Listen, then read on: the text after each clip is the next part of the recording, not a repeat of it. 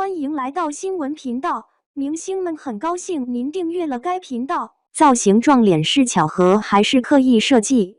说实话，我看到王一博5·4活动造型的第一眼，整个人直接一懵。那发型，那衣服，那气质，我当场脱口而出：这不是肖战吗？不是我说，真的太像了，像到我差点怀疑自己是不是穿越了。关键是，我脑子里疯狂开始回放肖战那个造型的画面，但完全记不起来到底是什么活动，只能确定那套造型绝对是肖战很早之前的，是不是19年，还是20年？说实话，我内心一边疯狂抓耳挠腮，一边像个柯南在拼线索，结果拼着拼着又开始走偏，脑补出一堆 CP 粉的狂欢现场，博君一笑的大旗估计瞬间又立起来了。什么心有灵犀终于同框之类的弹幕，我都能提前背出来了。然后唯粉这边则估计已经开撕到飞起，不要拉踩，独美不香吗？你家怎么又蹭热度？哈哈哈哈哈哈哈哈！想想都好精彩，但我必须说，真的无语。就这，你们也能吵起来？不是我说，这种造型撞脸的事情，放在路人眼里根本就是个段子好吗？人家造型师估计都没想那么多，可能就随便挑了个青春阳光的风格，说不定还灵感来源于某个韩剧男主角。结果到了粉丝这边，直接上纲上线到宇宙爆炸，我人都看傻了。关键是，肖战那个造型到底是什么时候的啊？有人能想起来吗？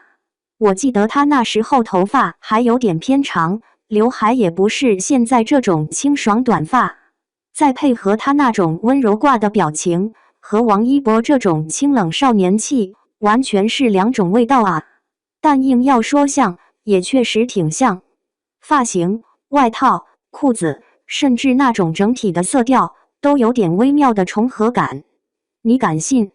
我都怀疑造型师是不是偷偷搞了个致敬。还有更离谱的，底下还有网友在扒，说这不是第一次了，说王一博去年还有一次活动造型，也险些和肖战撞了个正着。我一看图片，确实有点感觉。不过说实话，我觉得这也算正常吧，毕竟他们俩的身材、气质都属于很类似的类型，高挑、瘦，脸又小，穿啥都显高级。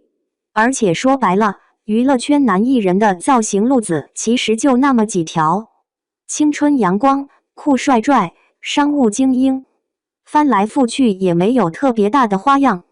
所以在某些场合撞一撞也很正常吧。但 CP 粉肯定不管这个啊！我现在甚至能听到他们在网上疯狂课堂的声音，他们一定会在一起。命运的红线又拴得更紧了。神奇的博君一笑，我都快被气氛感染了。但与此同时，唯粉估计已经在发长文了，什么请停止用我家哥哥拉 CP， 独美谁稀罕谁。明显又是一场没有硝烟的战争开始了。关键是，这种戏码每隔一段时间就来一遍，从2019年就开始了好吗？现在都2025年了，还没消停过。我是真的服了，到底什么时候能和平共处啊？这不，今天又有一边的粉丝蹦出来了，说王一博的造型更适合这种风格。然后另一边就开始反击，说肖战才是原版，你家是复刻版。